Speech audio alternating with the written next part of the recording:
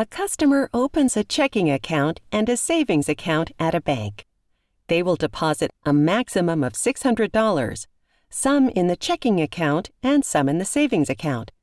They might not deposit all of it, so they can keep some of the money as cash. Write the inequality for this situation.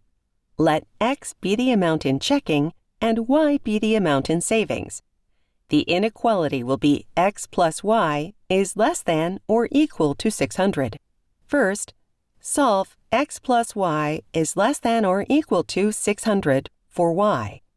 And the inequality becomes Y is less than or equal to negative X plus 600. Put this in your graphing technology. Sketch the graph and label the axes. So the x-axis is the amount in checking in dollars. The y-axis is the amount in savings in dollars. If the customer deposits $200 in their checking account, what can you say about the amount they deposit in their savings account?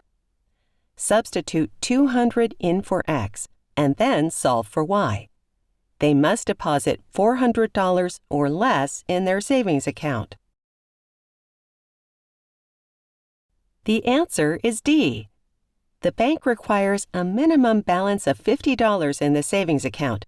It doesn't matter how much money is kept in the checking account.